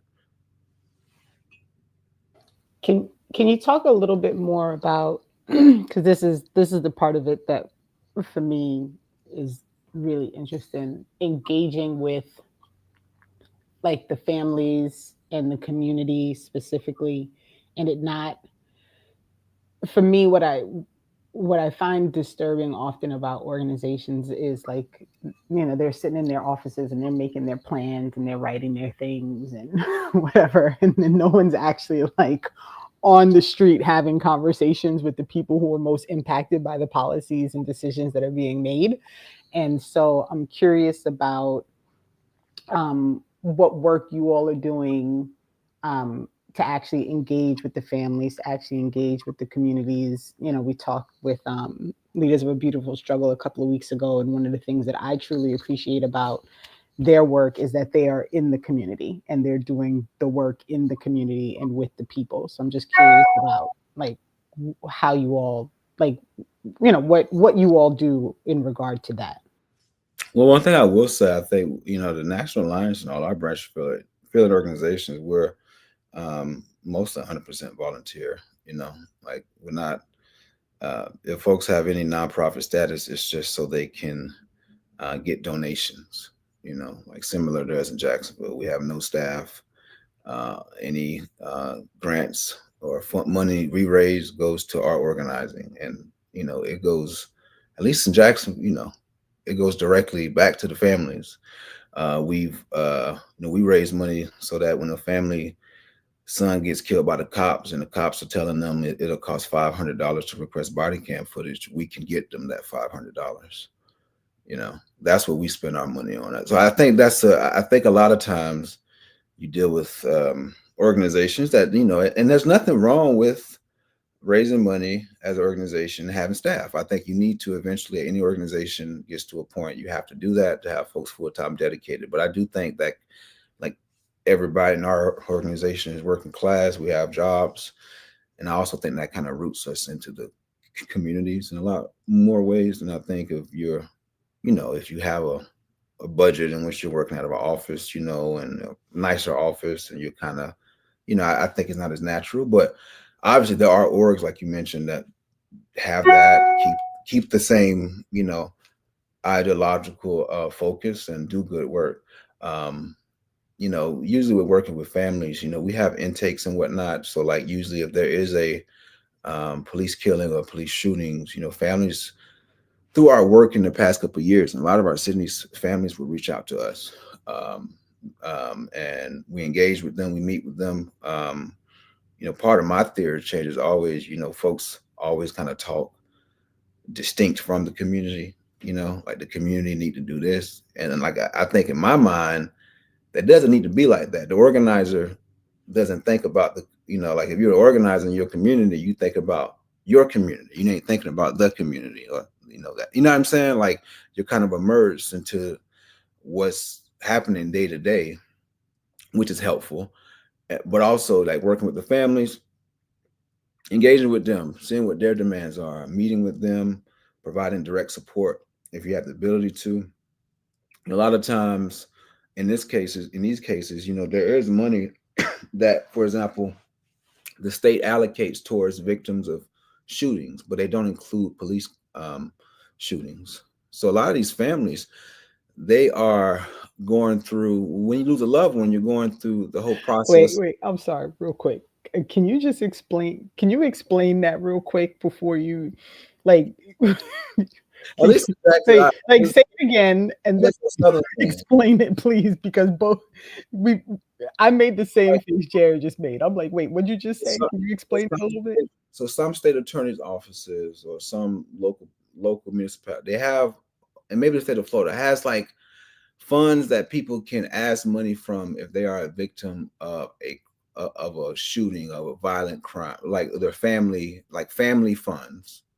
right? They have like if you're like a lot of these state attorneys offices, and that's why it's so intricate. You'll see is they organize with these families who um, have gotten killed by community crime.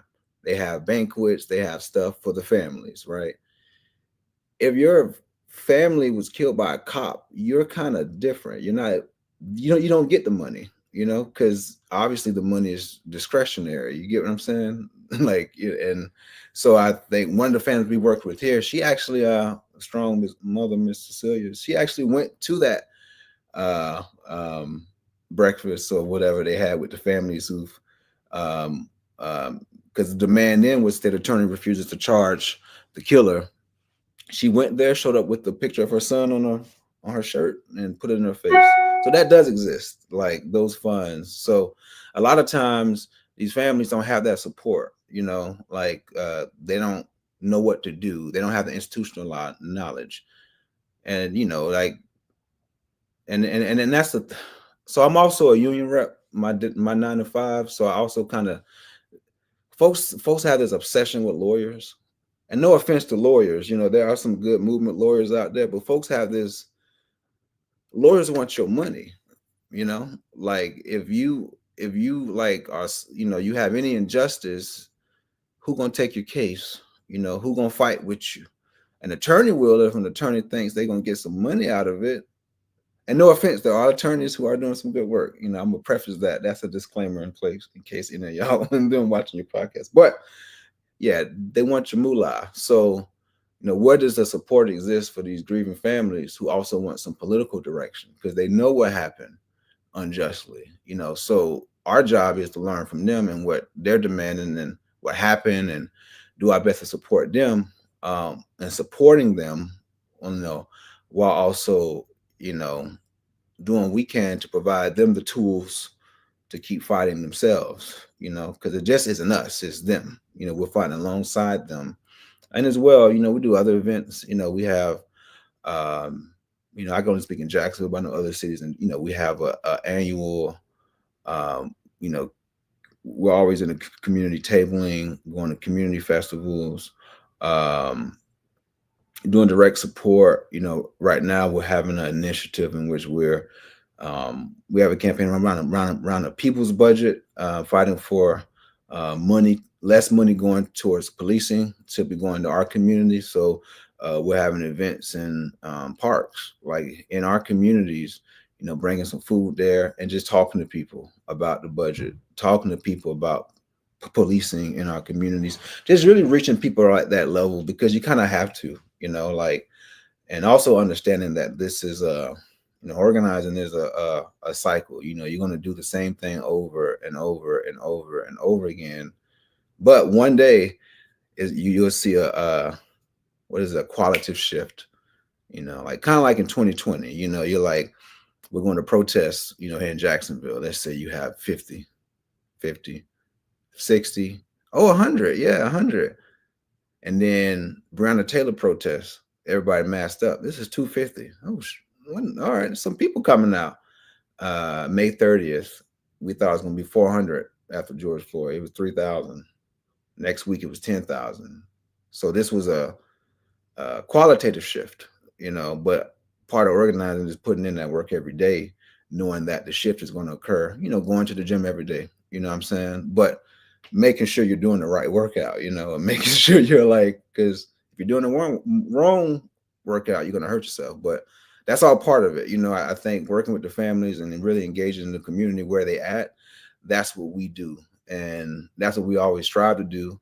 And obviously we're going to learn from the community how best to organize the community. Like every thought that we have is learned through practice from what's been successful and what isn't successful. And the folks in the community that we engage with, folks in our community that we engage with suggest this, we do that to see what works, like whatever works and best is getting the message across and raising the political consciousness of our community. I mean, we got to do it. And that's a flexible idea. Like you can't be inflexible in regards to what works.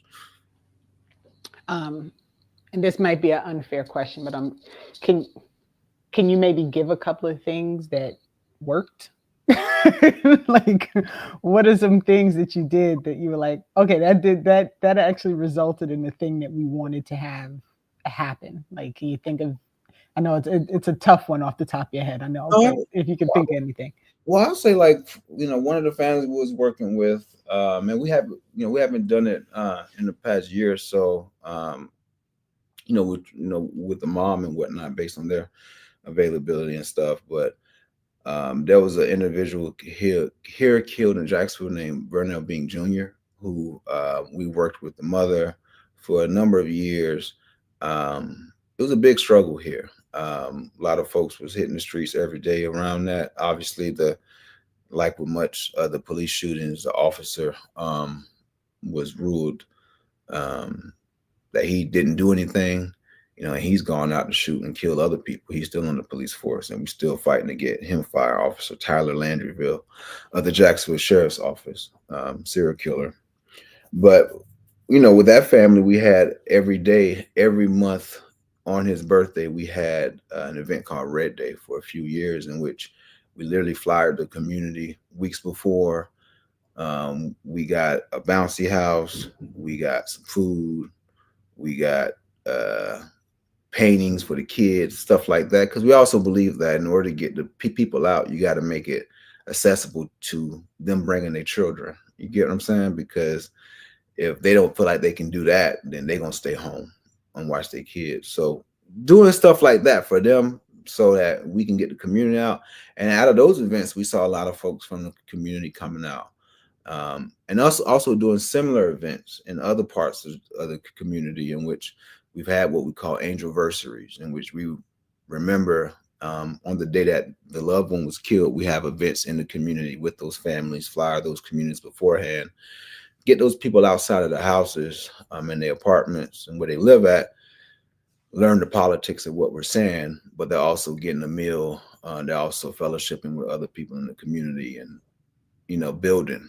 I think that's how it is. You just, like so much of, under white supremacy, capitalism, imperialism is this attacking of our social being, like it's part of our society teaches individualism, like hyper individualism. It like preaches it. It tells you should stay away from your community, because out of community, out of us coming together, we're going to organize, or, we just going to do it. The more we talking to our neighbors, the more we're going to realize, oh, the landlord ain't doing that. What? Okay. You know what I'm saying? They keep us. Our job, as organizers, is to bring them together. We have to be the glue that kind of gets the community together, because nobody else is going to do it. And the problem is, and we see this everywhere, cops understand that, like community policing, that whole concept is based on, as police officers, we have to know our enemy. You know what I'm saying? So I really do look into the stuff that they say and how they say it, and how they speak on stuff. And community policing is based on the idea that we need to organize the Black community. If we organize them, we can keep them under control. We know who their leaders are, and we also can create more snitches to, lock more people up. You know what I'm saying? It's kind of that is what it is. So we cannot allow the police to organize our communities better than we're organizing our communities. Like every time I see the police here in Jacksonville do a sheriff walk, I get frustrated, and I'm saying, all right, we got to organize 2 more canvassing, because they're knocking on doors. And the thing is, they get paid to do this. We don't get paid to do this. So I think at the end of the day, and I don't know if folks seen The Godfather 2. I don't even know that's a film to bring up, but we're going to win because we do this from love and passion. They do this because they're mercenaries. They get paid to uplift a criminal system. We're doing this from the love of fighting to tear it down. I think we have that advantage, but we have to get out there, and that's how we. Now listen, that's called my boy. You know nothing about that. The chat called for it, but you had me at a Godfather 2 reference. You know what I'm saying? That scene. Oh, of That's course. When yeah, Cuban revolutionary I and teach it in my household. It's a rite of passage in my house. So yeah. it's of course when Michael Corleone is meeting with Hyman Roth in Cuba, and and Roth is trying to assure that the business and the mafia community is going to keep this revolution in check. And Michael said, "Man, I saw that dude blow himself up, taking out the military commander with him. He was like, you can't beat this." He didn't say it this way, but that's what he was saying. He was saying, I don't see you winning this. He shows me By one the way, thing. there's a whole other rabbit hole. That's one of the reasons why Roth tries to kill him. Because he saw that was the moment where Michael wasn't going to go with the plan. But that's a whole other conversation. But that was Roth tried to kill him before. We can talk. Let's talk about that. Yeah, we might need to talk about that. Maybe my memory's a little off, but yeah. No, but we'll have a part two on part two. Part two. Nah, that's one of my good organizing film too. Folks in the check it out. You get some bars about. But I do want to so I did want to say before I forgot that this is one of the reasons why, and I saw a couple of people in the chat also raise this about sustained community engagement after George Floyd. And this is one of the reasons why, especially in as we are wanting and hoping and helping, not hoping, but working to build more radical and militant incubators spaces, so-called, that I think it is important to have some very clear, bright line, salute to Glenn Ford, issues that the community can point to. So for instance, when you said earlier that that whole issue of community fund being offered to people who are killed by the community but not by the police, that would be a great and I think very easy way to say, look, I know you probably aren't going to be out here rallying with us as much as you are right now, but here is something that you could just lock in on as you continue to support our work, to say whenever you're asked for a vote, make sure that they're going to put this on their agenda or you're not going to vote for them. Just small, just. I agree. I mean, I think. Yeah. Go ahead. Yeah. I mean, the front line is everywhere. There's the battlefield is everywhere. I mean, there's a lot of ways for folks to engage in a positive way, even folks who are elected. I think, but it's up to us as the people that know to make them know. And I think we just can't be scared of it. We got to lean into it. Because at the end of the day, we're going to be upset either way. You know what I'm saying? So we have to just get it out there. And that's exactly what I'm saying. That I want, part of what I'm advocating is that more aggressive demands on some specific policy that can actually occur that or radicalize the approach to public policy, instead of the traditional what we saw after George Floyd, where there's a sort of amorphous hundreds of millions of dollars being dropped on the Black community via the corporate world, but a lot of it going to silly things like financial literacy, small business development, stuff like that, as opposed to actual policy that would address, for instance, abolition or community control of the police, and not to conflate those issues. And that I also think work to discourage this more radical approach to electoral politics and public policy, to say, again, instead of just voting for the lesser of evil or just showing up every couple of years to push the lever for the Democrat or whoever, say, there are ways to approach this where we can actually advocate some specific demands given the abundance that is around, that is around, like if whatever the GDP of whatever community or municipality is being addressed, say, look,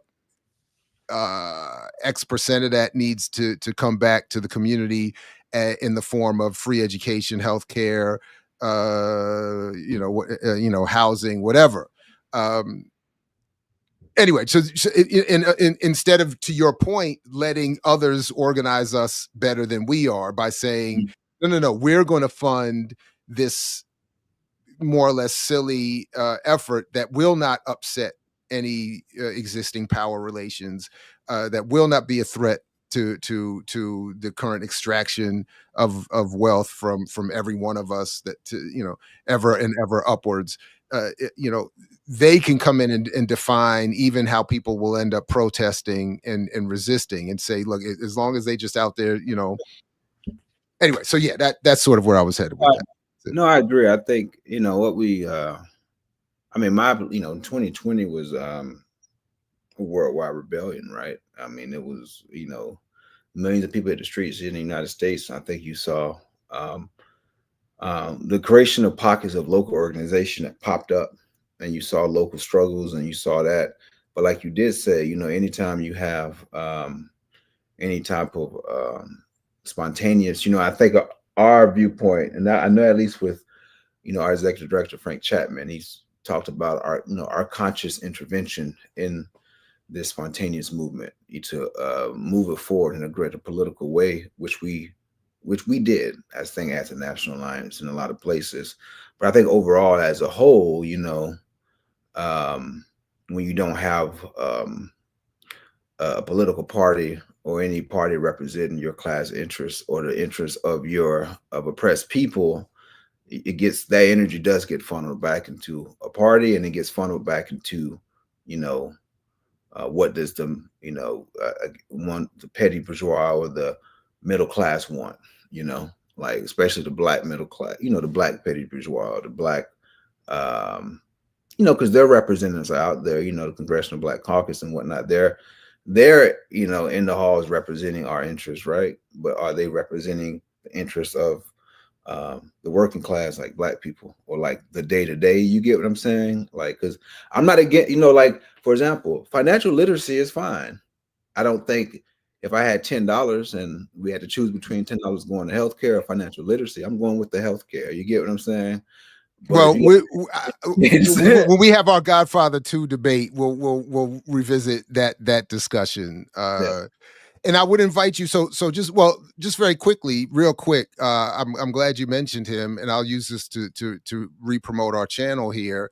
It's been a couple years, or 4 years, be precise, but Frank was on a guest here at, and if I remember correctly, I did frustrate him a little bit with my return to the question around his critique of Black Marxism, Cedric Robinson, which I thought was fascinating and I think important.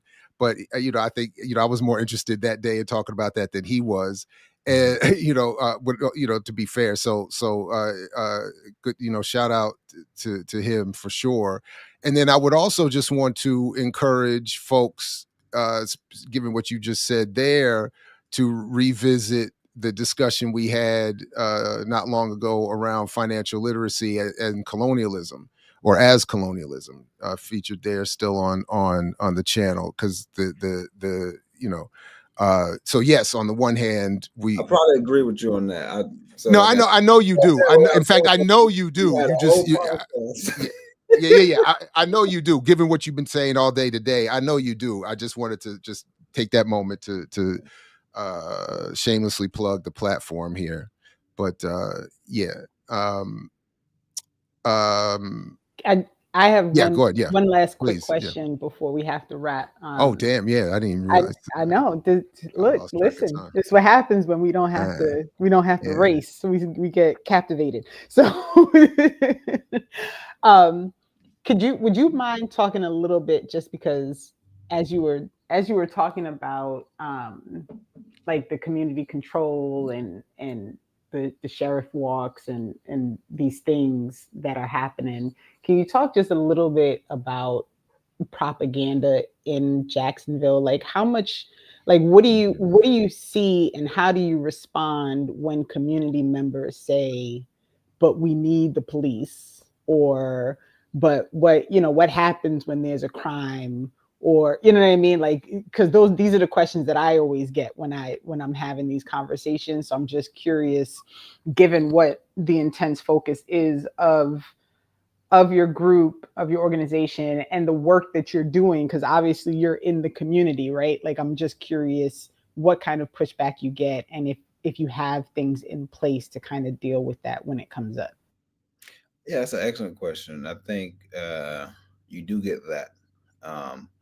That's particularly why I think community control is particularly effective, because the the politics we put out in regards to a very to everybody is we think that the community should have a seat at the table when it comes to policing, and our end goal obviously is to have community control of the police, but at that time we believe the community should have to say so if they want to defund, abolish, disband, however they want police to be dealt with. The community should be in charge, and I do think folks in the community are receptive to the idea of civilian control over law enforcement. Like, I think people in the community legitimately, if the house is robbed, they want somebody to show up, right?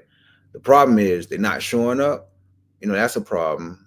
The problem is people robbing a house because money is going to pay the cop, not going to housing and jobs and stuff like that that can actually solve crime. So it's like folks in the community have been kind of conditioned, like folks, like in general, folks want, want peace, and all that jazz. But the root issues is why crime does occur in our communities, like lack of opportunity, lack of investment in our communities. That's the reason why crime exists. That's the reason why unhousedness exists, lack of affordable housing and stuff like that. So it's kind of like tying it back to each other. And also, I think the cops do, I think it's like a law of physics. The cops are going to kill somebody that they shouldn't kill. The cops are going to harass people that they just do it. It's like water's wet, cops kill. You know what I'm saying? But also, people see loved ones getting killed, right? But then cops also don't solve the loved one's murder, or stuff happens in the community in which people see that, I called you because this happened on our street and you didn't come for 12 days. Something like, things like that. Like, folks see the differences. So I think the slogan of community control is particularly effective in getting those folks to understand and buy into civilian oversight. But as well, you have to point out how the cops aren't even doing their jobs. Like here in Jacksonville, we have an unsolved homicide rate. I believe it was well over 50, 60%. Like, it's been very bad. Like, Lord. So in instances in which, there is intercommunity violence, and obviously cops, want people to, like, what's happening in the community, they blame us. They like, okay, we can't solve these murders because the community ain't talking to us. Well, how's it their job? They might be afraid, like Malcolm X has a Malcolm X quote is about how is it that you have the most over police area of town, also has the most crime. It's clear that the cops, the killers must be in cahoots. The cops must be in cahoots with the criminals. I mean, yeah, you think about it. Like, I'm like, I gotta salute an old friend of mine, John Judge, late passed on John Judge, who said you can't have organized crime without organized police. So somehow there's delivery of product. I mean, stuff getting out there, and some people getting killed. Other you get, I'm saying, but I think that points it out to the people, like when they see that the cops ain't even doing their jobs. So you telling me that they getting 45% of our taxpayer budget? They getting 40 more cops added this year. You put it back on them because they in charge. Like, it's not like we're not in charge. They get money. They get paid a salary to do this. The sheriff is getting how much money? Our police budget here is $630 million. Jacksonville, since 2013, our police budget has doubled. It used to be 300 million. Now it's 630 million. The population of the city has only gone up 16% since then. So 100% police budget, 16%. I'm also a union rep, so I'm privy, the city workers numbers have gotten smaller.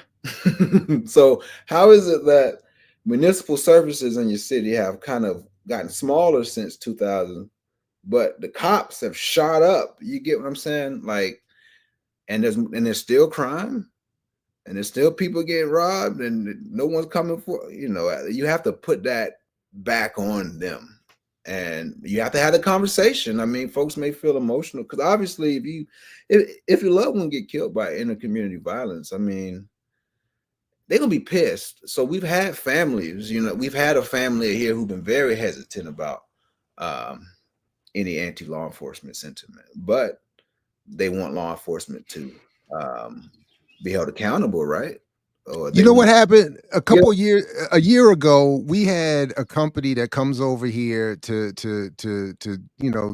spray for ants and do stuff like that, and we were having a problem with ants still getting in the house. So I called them, and they came over and started doing assessment. And the person who came to the house was saying, well, I see some crumbs on the kitchen counter. It might be, basically trying to suggest we weren't keeping a clean enough house, and that was the issue. And I did exactly what you just said. I said, so in other words, what you're telling me is you and your service are incapable of solving my problem. We had that issue at our house, actually. And I'm like, me and my wife look at each other. They blaming us. They like, oh, you just need to do this. There's a crumb here. You need to. All right. Me and my wife. So if you're saying I just need to clean up the crumbs and I don't need your service anymore, and then all of a sudden it was a whole lot of no. We got a whole other plan. We could do this, that, and the third. I was like, oh, because I thought you were saying you couldn't help us. And if your service is not capable, if all we need to do is do for self, I'll happily cancel the contract. And all of a sudden it was like, oh no, it's not your fault. It's and I was like, oh, okay. Yeah. Anyway, I just thought that was interesting. I think if folks start viewing the police as a state institution that exists as a function to keep existing, you get what I'm saying? Like, they're going to keep replicating themselves. They have an interest in getting bigger. They have an interest, like our population is growing, so they want to grow to contain us. You get what I'm saying? Like, if you start thinking about them as a containment force that constantly wants to grow to secure what they have, it makes sense. Like their actions are very rational. If you think about it like that, you kind of have to move past it. But to answer, Renee's question is, those folks also know the cops be messing up, and they rude to them, and like you can find stuff, in which the institutional policing is treating folks wrong, but particularly when it comes to intercommunity violence and knowing that, a Black child getting kidnapped is significantly of less value than a white child. Like you see, and I think folks see that too, particularly from our communities, and that's effective. But the crazy part in Jacksonville is it's not just Black kids; it's white kids too. Like they go after everybody here. The guy that was killed in the Charles Forgot, this family we working with, it is a white poor family whose son was killed inside the jail, and they on the front lines, hold them accountable, charge the cops. We need change, and look, this is why they're trying to charge Luigi with terrorism. Yeah. As soon as you target the rich and the white, that's when it's a problem. So and in the end, I think people really misunderstand when we talk about, like racist police violence, and it is the percentages and the ratio that is the issue, right? Like, if you just look at numbers, white people are always going to be more impacted by the numbers because there are more of them, right? Like, poor, exactly. So people often misrepresent when people talk about racist police violence and how over policing impacts Black folks and the murders of Black people by police officers. And they don't understand that the ratio is the problem. We are simply not enough of the population to be as impacted as we are by police violence. It's not that by the numbers we are more impacted. It is that by ratio, we simply are not enough of the population to have so much of an impact on our population by racist police violence as it is. And so I always like to bring that up because it's never a surprise to me to learn that it's a poor white person who's being impacted by this, because like, of course, right? Yeah. And so I think that's important to note. So forgive me. I know that we don't have a sort of set schedule, but No, but we do have to unfortunately, end. No, we do have to. I No, keep we do. scheduling around the old schedule, so I need to get ready to move on and still stretch and hydrate. But Yes. do you any parting words? Well, the link to your organization's website is already in the show description. We encourage people to tap in, and then I definitely look forward to our forthcoming discussion of The Godfather. Yeah. No, I really appreciate the conversation. I kind of I've listened before, but I was always impressed by the production of the work that y'all do, and how everything is done. So I definitely appreciate that. If anyone ever wants to get involved with the National Alliance, our website has not been updated in a few months. I will say that, but please reach out through there if you ever want to get involved. We're going to have our NARPA conference. It'll actually be the 14th to the 16th in November, our National Alliance conference. On our website in the next week or so, you'll probably have a registration update link or so in the next 2 weeks. So please check out that. Yeah, we're trying to get involved.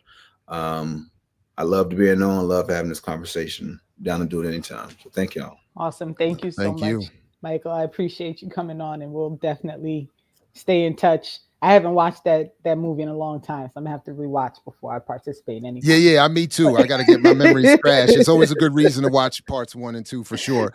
And listen, I just want to shout out again the process by which this conversation occurred. I love that folks in our community reached out and said you should build with so and so and such, and then we make it happen. Please continue to invite us to reach out to people doing the work so that we can be in community and discussion with them. So Michael, thanks to you and your comrades. Salute. And Renee, thank you. And to the Undefeated chat, of course, always. And everybody, peace. Only if you're willing to fight for it, as Fred Hampton used to say. And we'll catch you next time, right here, same place, same time, with more Saturday with Renee.